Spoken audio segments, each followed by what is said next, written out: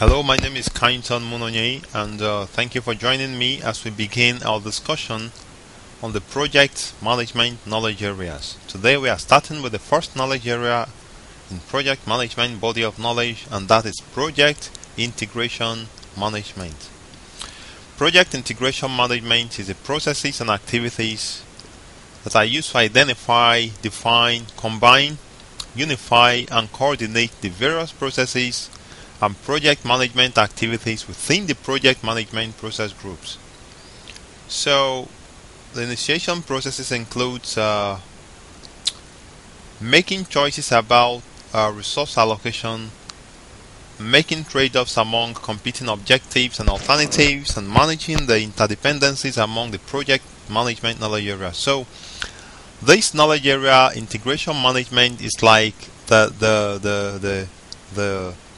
the central point of all other knowledge areas. So it's like it brings everything together, it integrates everything and coordinates them in a harmonious way to ensure that the project comes out successfully. There are about 5 processes under the integration management. There are 6 processes in the integration management knowledge area. One of them falls under the initiation process group, one under the planning process group, one under execution process group, 2 under monitoring and controlling process group, and 1 under the closed project or phase process group. So let's have a brief overview of some of these processes, and then we drill down to take a closer look at these processes. The first one is develop project charter. And this is a process of developing a document. The Almighty Project Charter is this document that is developed in this process, and this is a document that formally authorizes the existence of a project, provides the project manager with authority to apply organizational resources to project activities. The second process is develop project management plan, and here you define, you prepare and coordinate all subsidiary plans and integrating them into a comprehensive project management plan. And the project's integrated baselines and subsidiary plans may be included within the project management plan. So take note, the project management plan is a collection of all the subsidiary plans and baselines. We mentioned integrated baselines, talking about the scope baseline, the cost baseline, and the schedule baseline. These 3 are also referred to as the triple constraint, and we're going to learn more about them as we progress. The next process is the direct and manage project work. This is an execution process and is a process of leading and performing the work defined in the project management plan and implementing approved changes to achieve the project objectives. So, in direct and managed project work, you actually do the work of the project and produce something tangible. In project management terms, you call it deliverables. You produce deliverables when you direct and manage project work. The other process is the monitor and control project work. It's a monitor and control process, and is a process of tracking, reviewing, and reporting project progress against the performance objectives defined in the project management plan.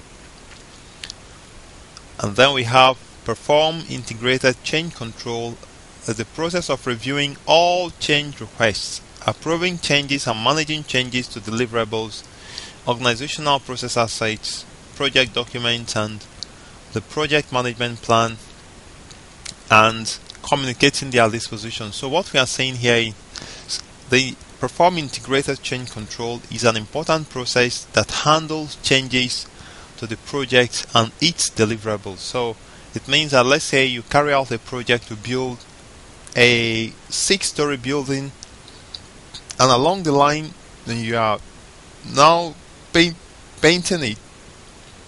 Somebody comes to tell you, it may be the owner of the house, it may be one of the stakeholders, somebody or very influential comes to tell you, no, I don't like this color of paint, you need to use a different color. At that point, what do?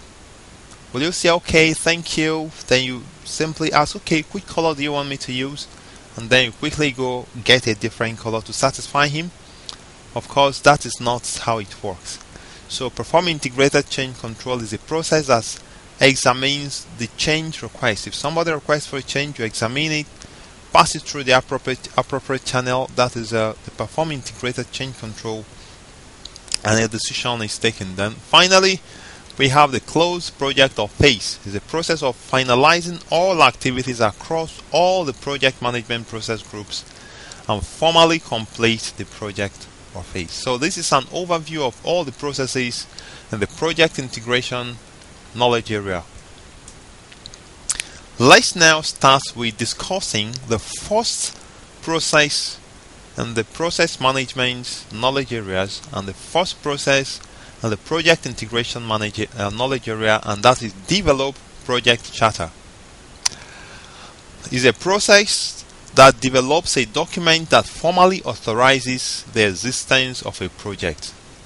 So you develop this project charter, and this the project charter provides the project manager with authority to apply organizational resources to project activities.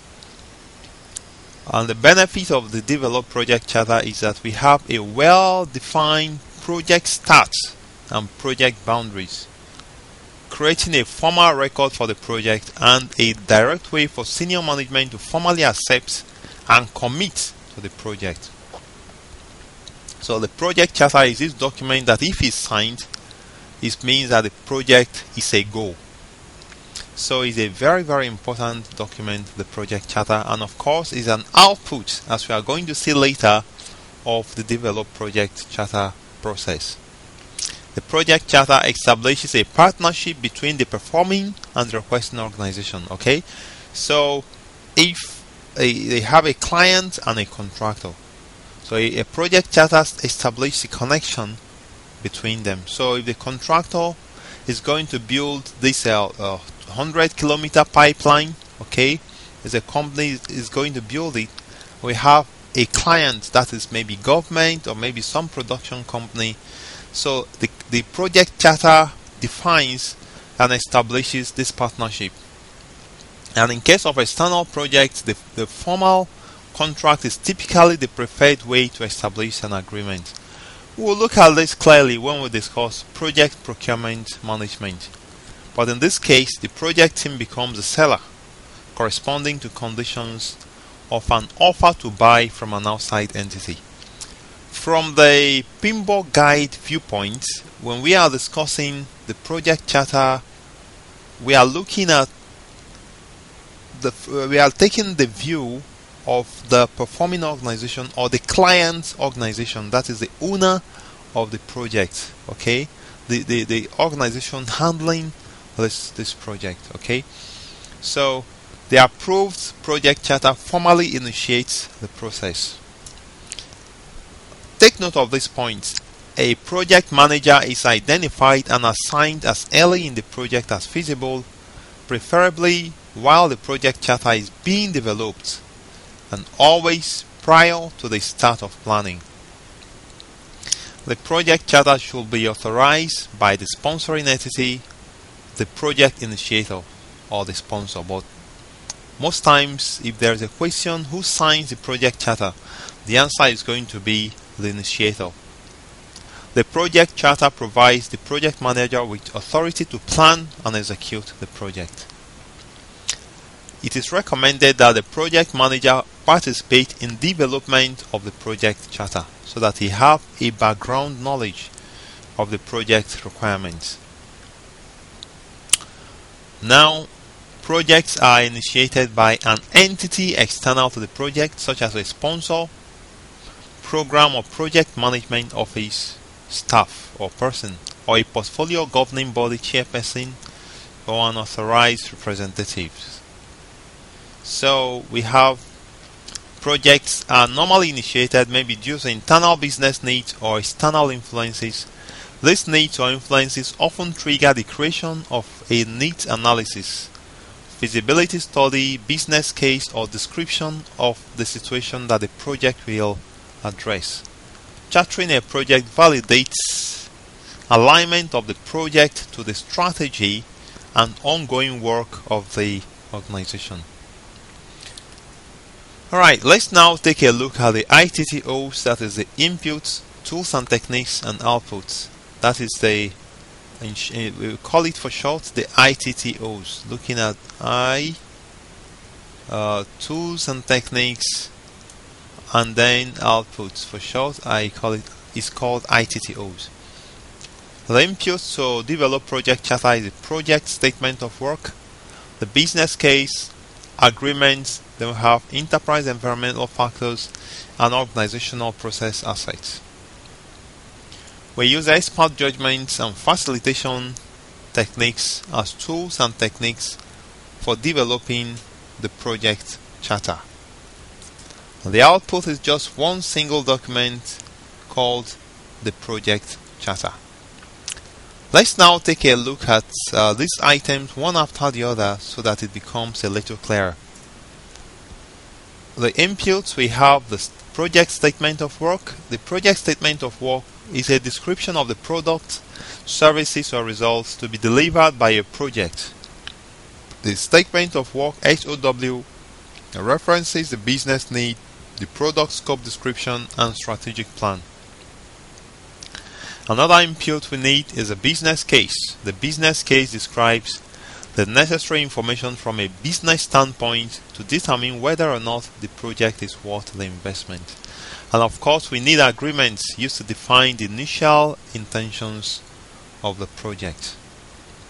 Okay, so enterprise environmental factors might include something like government and industry standards or regulations, organizational culture and structure, and marketplace conditions. These are a few examples of enterprise environmental factors that can influence the developed project charter. And of course, we need organizational process assets. Some of them include organizational standards and policies, organizational templates, historical information, and lesson learned knowledge base. All these organizational process assets that can influence the create or develop project charter. Now the question is, what is a project statement of work? This important input to develop project charter, the project statement of work. Let's try to explain it. Is a description of the product, services, or results to be delivered by a project. The project statement of work will contain items like, just give me a second.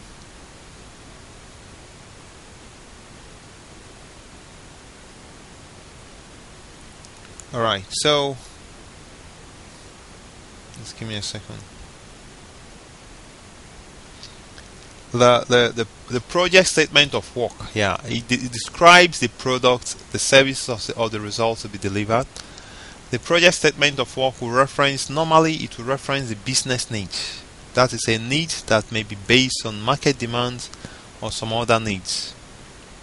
It may also reference the product scope description. That is the product scope description documents which documents the characteristics of the product, services, or results to be undertaken.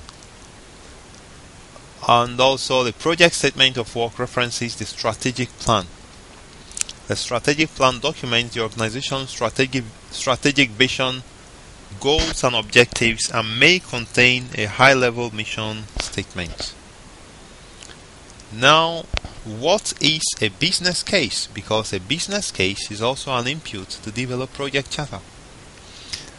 The business case describes the necessary information from a business standpoint. Keep in mind, from a business standpoint, to determine whether or not the project is worth the required investment.